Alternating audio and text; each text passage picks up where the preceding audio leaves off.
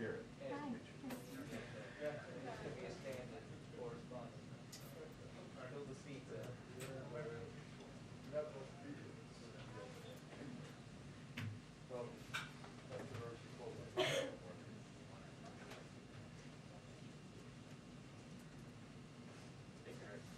Yes. Yes, sure. You can run the camera.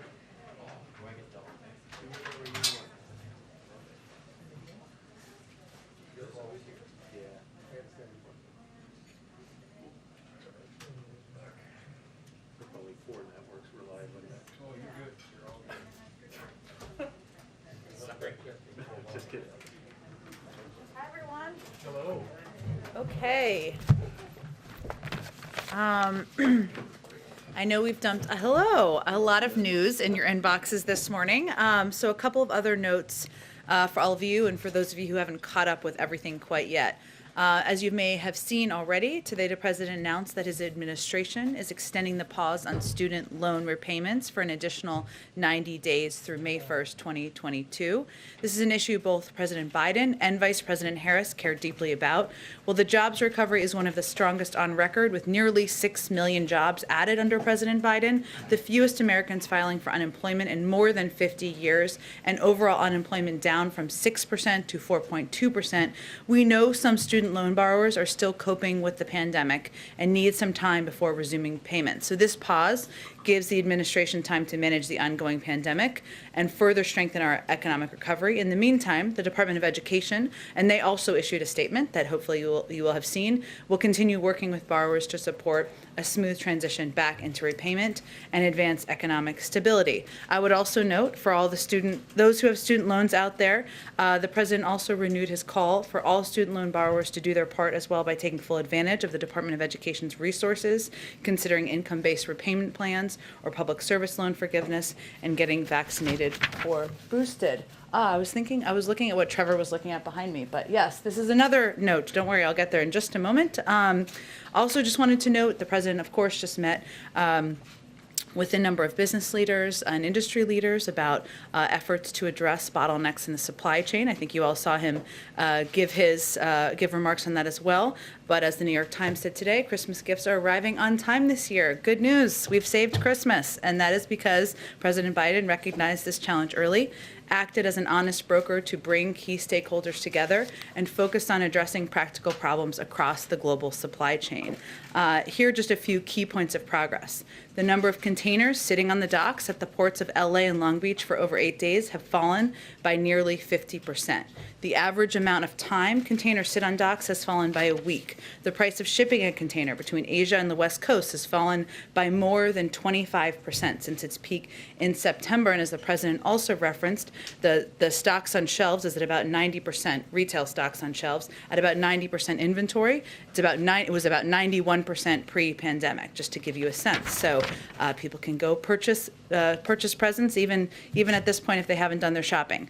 And also we announced as a part of the Port Action Plan $230 million in port infrastructure development grants. And then finally, we're up to the graphic. Today we also announced that since November 15th, a record-breaking 13.6 million people have signed up for health insurance during open enrollment, with 4.6 million people gaining health insurance through the Affordable Care Act since the president took office. The rescue plan reduced premiums by an average of $50 per person per month, meaning 80% of consumers can find a plan for $10 or less per month. Okay, last piece I just wanted to give you an update on. Sorry, I guess we're getting a lot of news out before the end of the year. The Department of Treasury also announced today broad authorizations that ensure that NGOs, international organizations, and the U.S. government can continue to provide assistance and support the Afghan people. And we've talked a bit in here before about what additional steps we can take. So these authorizations build on earlier authorizations issued in September. They're consistent with the resolution adopted by the UN Security Council earlier today that established a carve-out for humanitarian assistance in the UN 1988 sanctions regime to ensure urgently needed aid can reach the Afghan people. This resolution was drafted by the United States and unanimously adopted by the 15 members of the UN Security Council. The resolution also requests periodic updates by the UN Emergency Relief Coordinator to ensure assistance is reaching the intended beneficiaries. I would just remind all of you, we're the single largest provider of humanitarian assistance in Afghanistan. In addition, we're going to provide the people of Afghanistan 1 million additional COVID-19 vaccine doses through COVAX, bringing our total commitment to 4.3 million doses to date. Hopefully that's enough news for you for the moment. Go ahead. Thanks, Jen. I have a question on your favorite topic, Joe Manchin. Senator Mitch McConnell and John Cornyn are two Republicans of a few trying to get him to switch parties. What's the White House response to that, and is the president doing any sort of counter effort to keep him in the Democratic Party? Well, I know Senator Manchin has been asked about this himself and has spoken for himself, as I assume he will continue to do. I would just note that the president considers him a friend. He believes they share values about a range of things personally, but also about why they're in public service, which is to make life easier for working people across the country, to give people more breathing room, to lower costs of child care, of health care, to fight for good-paying union jobs. That's been a common topic of discussion, of course, between the president and Senator Manchin, but I would really point you to Senator Manchin to speak to that. Sure, and then the Secret Service announced that up to, there's been nearly $100 billion at a minimum stolen from the pandemic relief funds. Can you talk a little bit about how this happened, and if, now that the administration sees this problem, if you're ramping up any efforts to crack down on this kind of fraud? Well, I would note first that we expect them to clarify this was also a concerning headline we saw ourselves, but there is no new research, data, or analysis of fraud here. So just to give you the specifics, what happened is there was just an adding up of two old IG reports of well-known challenges at small business loans in states getting out UI payments in 2020. And there's been a lot of reporting, I know, from the Associated Press and others about issues with some of those earlier programs. So it's also important to note that even those two older analysis combined payments that include mistakes in over and under payments, but it was a reference to two older IG reports. Okay, and then one more on COVID. The administration is working to gather 4 million doses of COVID-19 treatments by the end of January. Is that accurate? But is that accurate? You mean 500 antivirus? Which piece are you talking about here? COVID-19 treatments, monoclonal antibodies. Yeah, got it. Yes. So now that the FDA has cleared Pfizer's COVID, Let me give you the exact numbers. So we'll continue your question, and then I'll give you the accurate numbers. My question is, why is it just 4 million? I mean, is that enough, considering we are now seeing some of these pills get cleared by the FDA? Vaccine hesitation is still a big problem, and we're seeing shortages in monoclonal antibodies nationwide. I mean, why not focus on surging production of these treatments? Well, I would first say that I know one authorization has happened. We have purchased 10 million Pfizer doses, 3 million Merck, and we'll be prepared to distribute them as another of our treatment options around the country as soon as supply is ready. I think, Doctor, I know there's going to be a COVID briefing later this afternoon, and I know that Dr. Fauci has spoken to this before, and I expect that he will be asked about this again on the difficulty of producing some of these antiviral treatments. And so we, of course, want to ensure that we are bringing to market and making available as many as we can, but that is a reality in the production of these as well. We also want people to be aware of. Go ahead, Phil. Trevor's like, I've asked all my questions. I'm done. Go ahead, Phil. I beat you, Trevor. That's a big day for me. I'm not trying to be flip with this question, but can you characterize where Build Back Better talks actually are right now? Like, are they back on?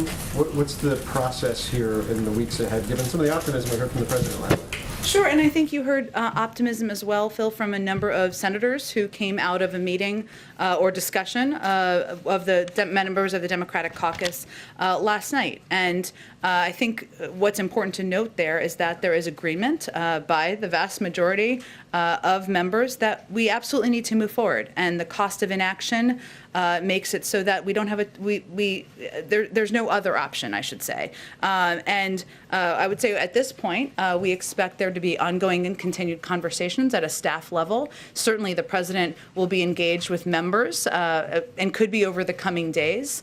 And we are looking forward to moving forward in January, as Leader Schumer has announced. And have there been any more contacts with Senator Manchin or his office since the president spoke to him on Sunday night? We have been in touch with his team and his office, and I expect we will continue to be in touch with him as well, but I'm not going to outline all those specifics from here. And then just one more. Obviously, you laid it out, and the president laid out in his statement, but what led to the, was there a specific thing that led to the shift on student loans? I think the administration had been pretty clear for several months that February was going to be the end. Was it Omicron? Was it a compilation of factors? Sure, I think a compilation of factors is certainly accurate, but I think, Phil, as much as we know that there's been a lot of progress in the economy, we know that, as was noted in the president's statement, that a number of people, millions of people across the country, are still struggling with the ongoing threat of the pandemic. Many of them are student loan borrowers. This is something the president's thought a lot about over the last several days, in coordination and, of course, conjunction and discussions with the vice president, and it led to the decision to extend till May. Go ahead. So for the 500 million testing kits that you announced yesterday, when are you expecting that those will be kind of fully dispersed? Yeah, so let me give you a bit of an update on the process and kind of how it's working. So, as you mentioned, 500 million tests bought by the U.S. government will be distributed for free. Right now, the Department of Defense and HHS are executing on what's called an accelerated emergency contract. This means the first delivery from manufacturers will arrive in January, and we anticipate having the full timeline of delivery of all 500 million in the weeks following. So they will start to be delivered in January, and then we will start to make them available, and we will make the website, an easy and accessible website, available at that time when people will be able to go on and actually request them. Okay. And do you know when all of them will be kind of out there? It will be in the weeks following. Obviously, January is when they will start, given thanks to this accelerated emergency contract, but I can't give you an assessment of that at this point in time. Okay. And then are there any plans by the president in any way to commemorate January 6th? I don't want to speak on behalf of the president quite yet. We're still finalizing plans, but I think it's safe to say that the American people will hear from him on that day. But we'll have more to say, I would expect, as we get closer. Go ahead, Major. A couple on Joe Manchin. The senator has said that he has been consistent in his objections to Build Back Better. Does the White House agree?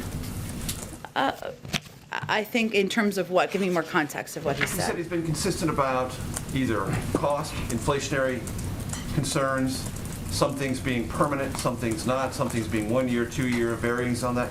He said he's been consistent on that. I'm just quoting him. Does Sure. the White House agree that he has been consistent in his communication with the White House about his concerns? We believe that the Senator Manchin has been engaging with us over the course of time and months in good faith. I think the statement we put out on Sunday made clear that we didn't feel that his announcement on Sunday was aligned with what he'd committed directly to the president on in terms of the framework of what he might support. So I don't want to characterize further than, the president believes they're friends, they can work together. We need to work together to get this done. They have some disagreements, but there's a lot of things they want to get done, and our focus is on moving forward. I know you're not going to negotiate from the podium, but one thing he has said is whatever is in there should be there for a fixed number of years, and if there are things that are high priorities, they should become permanent. In general, does the White House agree with that? Well, I would say first that the president has been clear that he wants anything that is in this package to be paid for. And he wants the package to be paid for. He wants the package to be paid for. There are components of this where there would need to be decisions made over the course of time about extending them. The president has been clear about his intention of paying for that. Beyond that, I would note that there's been a lot of negotiations leading up to this point. There will be more negotiations, no doubt about it. Everybody stay tuned and settle in to continue to discuss. And as a part of that, there was agreement on the length of time of different components of the package. Obviously compromise is not a dirty word. We're going to continue discussing it, but beyond that, I don't think I have anything more to dig out for you. On the supply data that you provided at the top, what do you believe the implications are with that success as you described it for inflation in the country?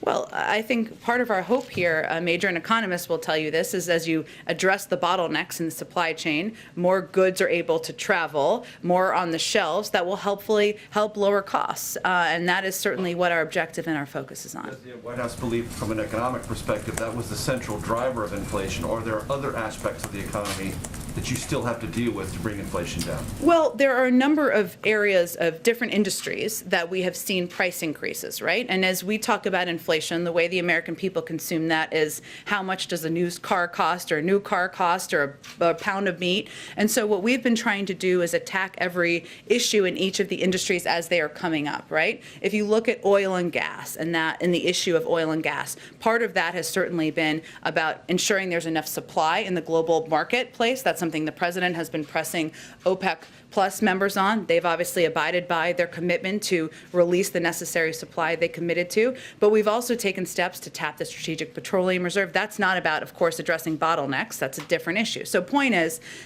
we have certainly taken, a lot of our focus has certainly been on addressing bottlenecks. And we believe that will have a positive impact, as we're already seeing, on ensuring goods are flowing, working to bring down prices because more things will be on the shelves, but we also are working to address issues that we're seeing in different industries that are leading to increased costs.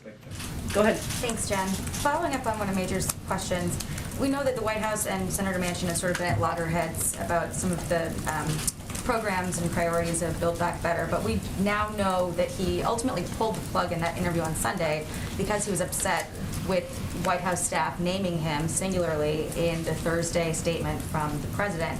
And we've been told about some of his objections to that were shared with the White House. Has the staffer who is, we suppose, responsible for putting his name in there, have they faced any retribution for this or been spoken to about it? You know, Jackie, I haven't seen all of the comments that Senator Manchin has made on this. I know that there's been reporting on this, but I haven't seen him speak in depth about the specifics of what has upset him. I can dig further if that exists out there beyond the reporting. But what I would tell you is that we have been working with Senator Manchin for months now. The president has known him for years. Many of the White House senior staff have known him for years as well. It doesn't mean that there aren't moments of disagreement or frustration. Of course there are. This is legislating. That's the nature of sometimes how it gets done. But our objective and our focus now is moving forward, both with our relationship with Senator Manchin and our efforts to get Build Back Better done, to have discussions with other members of the Democratic caucus. And we're going to spend less time looking in the rearview mirror and more about looking forward. Is there going to be a softer, I guess, approach in dealing with Senator Manchin and some of the other, Democrats in the party who have been very vocal about being disappointed in him? Is there sort of a shift in strategy since this all blew up over bullying? Well, again, I wouldn't characterize it that way, Jackie, but I would tell you that Senator Manchin is somebody who has won many tough fights in West Virginia.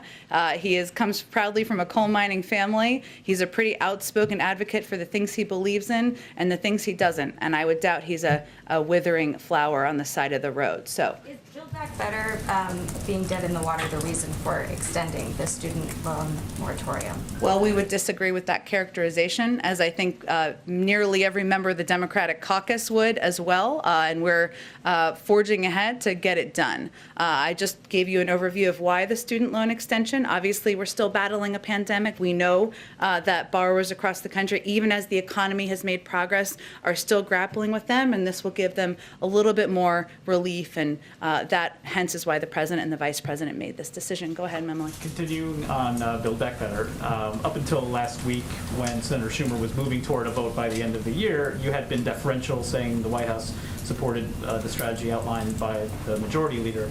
He convened obviously a caucus meeting last night in which he laid out the next steps that he intends to take, including a vote to move forward in January and potentially a vote and potentially rules changes as it relates to voting reform. Has Senator Schumer been coordinating that strategy with the White House? Is that something you support at this stage?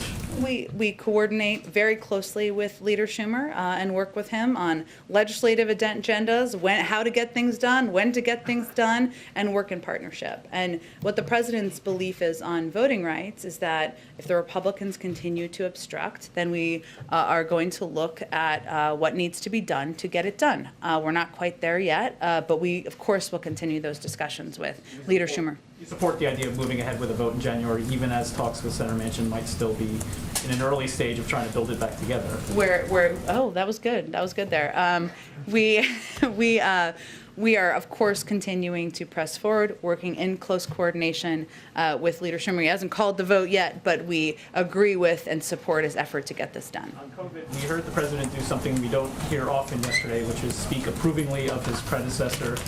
He mentioned the fact that President Trump had gotten his booster shot, also gave his administration credit for getting the vaccine online. Can you talk about the strategy of invoking him there? Was this an attempt by the White House to speak to a population that maybe hasn't been listening to this president as it relates to COVID? Well, I think it was an acknowledgement that the former president sent an important signal to many Americans about the importance of getting boosted. And we can't assess what that will mean or how people will digest that or if it will change their behavior if they were opposed to getting boosted or opposed to getting vaccinated. We certainly hope so. And I think it's a reflection of the president's belief that the enemy of the American people is the virus. And this shouldn't be a political battle. Now, it doesn't mean we are not going to call out misinformation or steps or actions that are being taken by any leader that we feel are detrimental to the health and well-being of communities around the country. But we can also call out actions that we think are positive and send a good message to people who may not be waiting for President Biden to tell them what to do. Housekeeping question. You mentioned a lot of news coming just today. The week ahead schedule that we had didn't go beyond today. Will we see the president for the rest of the week? And can you give us a sense of how he will spend his first Christmas as president? Sure. So you will see him tomorrow. We are still finalizing the details of his schedule, but he will be here at the White House tomorrow. Working through the course of the day. He will be, of course, spending Christmas at the White House with members of his family over the course of the weekend, and he'll be spending some time in Delaware between Christmas and New Year's. We'll have the final details of that exact balance as we get a little bit closer. Yeah. Go ahead, Ken. Jen, on Iran, Jake Sullivan's in Israel to meet with Prime Minister Bennett. What's the administration's level of confidence that the U.S. and Israel can find a common strategy on the best approach to containing Iran's nuclear ambitions? And what's the level of concern that Israel may seek some kind of military solution if these nuclear talks break down? Well, Ken, I would say that, as you noted, National Security Advisor Jake Sullivan is in Israel. It's the culmination, in our view, of a year of very close engagement between our government and the Israeli government. Iran is obviously high on the agenda for the visit. It's not the only topic on the visit, and we expect the conversations to be a continuation of ongoing consultations on the threat posed by Iran's nuclear program and Iran's destabilizing activities in the region and support for terrorist proxies. So we briefed them, as you know, but we've briefed them throughout the course of any of these talks and discussions. We certainly share with our Israeli partners a deep concern about the advancements in Iran's nuclear program following the previous administration's withdrawal from JCPOA. I would note on that there have been a number of Israeli officials who have recently come out and spoken about their concerns about the impact of the prior administration's withdrawal from the JCPOA. I would also note that we talked a few weeks ago about our disappointment with how the Iranian members of the delegation had come to the last round of talks, and the fact that the president had asked his team to prepare a range of options in coordination with our partners and allies out there, and of contingency options. So part of that is something we're continuing to discuss with partners and allies, including Israel, including many other countries, and expect that will continue as the talks are stalled currently. Just on Russia, Putin yesterday blamed Europe and the U.S. for tensions in the region. He warned that in the event of hostility from the West, Russia would take retaliatory steps. What is the level of concern over those comments? And does the administration believe that the threat of a potential invasion has diminished in recent weeks at all? Well, the good sign is that there is an open line of diplomatic discussion and engagement that is happening and that we expect to continue. We hope to continue. Again, I would say that in terms of the comments, I would remind you that President Putin has his own audience. It is not the United States of America or the people who live here, I don't think, for the most part. But NATO is a defensive alliance. We don't have aggressive intent with Russia. The United States doesn't, neither do NATO partners. And certainly the aggression we've seen at the Ukrainian border, the bellicose rhetoric, has been coming from one side. So, and I think anybody can see that pretty clear as day. Go ahead. Thanks, Jen. You promised Fed picks first in early December, then before Christmas, and still haven't done so. Did the president have to backtrack on the selection after vetting? I wish they were going to walk out here. Wouldn't that be a moment for Bloomberg? It would be a big financial wire day here in the briefing room. I don't have any update. I will tell you that what often happens is that the president has a packed schedule. He needs time to consider, wants to finalize. So I don't have an update for you on exact timing. We are eager to get the next round of nominees out and, of course, to get them confirmed. And then another question on Senator Manchin. He's demanded that the Trump tax reform bill's rates be lifted in his latest counteroffer. Is the administration engaged with Senator Sinema on this to revisit this issue?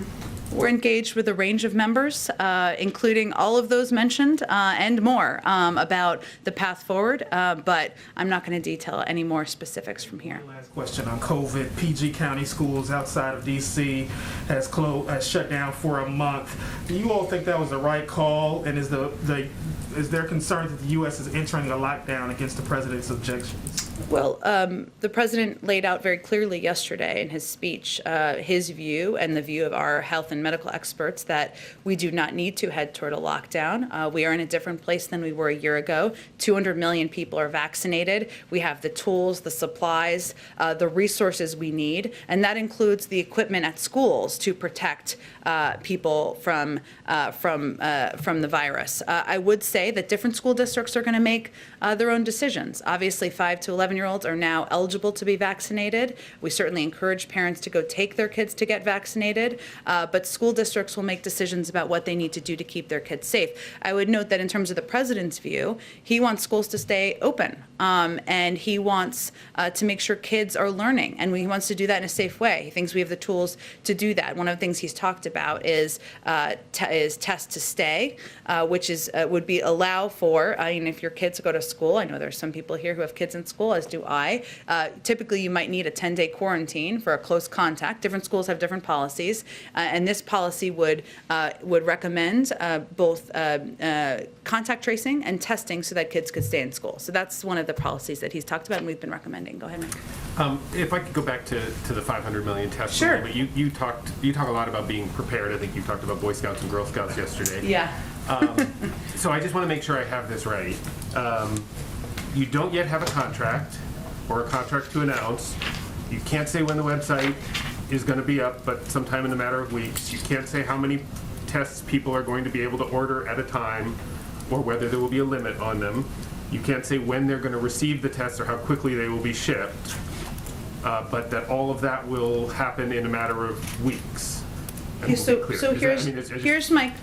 here's what people should know across the country. Right now, there are 20,000 testing sites that are available. We have quadrupled the size of our testing program in the last 4 months. That's not including the announcement yesterday. We are also working with FEMA to open up testing sites. One of the first will open up in New York City before the end of the week. So accelerated emergency contract means they're working to finalize the emergency contract. And it would be applicable to that would be all of the FDA approved testing. They would all be options for it, testing kits, right?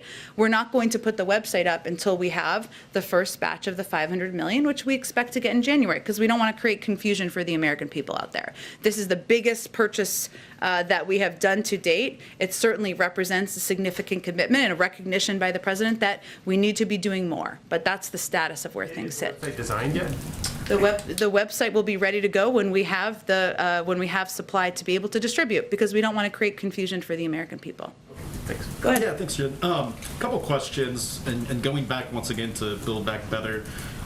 Senator Manchin's last counteroffer, I guess that was early last week, included many of the priorities of the president, as well as the top line funding number, but according to multiple reports, excluded the child tax credit extensions. This is obviously one of a key priority of the White House. But as you now kind of reignite negotiations here and try to get something done soon, would the White House be willing, would the president be willing to exclude that policy from the Build Back Better package? Well, as Major said earlier, I'm not going to negotiate from here, but I will say that if anything is broken off, you would need 60 votes to get it done, right? Because the reason why we can do a Build Back Better package with every Democrat is because it's through a reconciliation process. That would require 50 votes. Now we only have 50 votes to get, so we need every single one of those votes from the Democrats, unless there's a Republican who has a moment over Christmas where they decide they want to lower costs for people across the country. We will see. But that is a key important component to know here. We know that the child tax credit is a priority to the president. It's a priority to many people in the Senate, whose votes we need as well.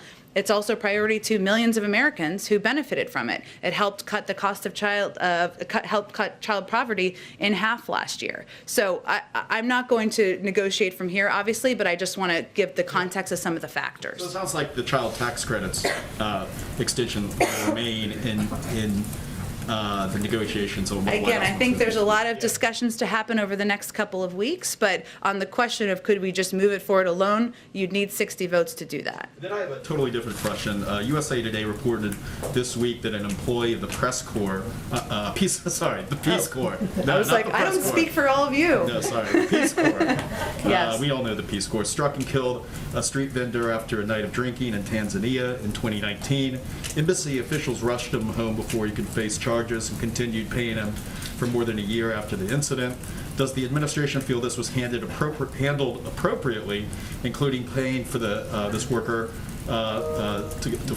paying this worker to stay home and keeping him on staff for 18 months? It sounds like an incredibly sad story. I would point you to the State Department, who would be the right source for any information about this particular case. Go ahead. Okay. Thanks. I got to wrap it up in a second here. A couple questions on COVID. I know yesterday the president was basically suggesting folks who are vaccinated, boosterized, can celebrate Christmas, travel as needed, and as they had been hoping to.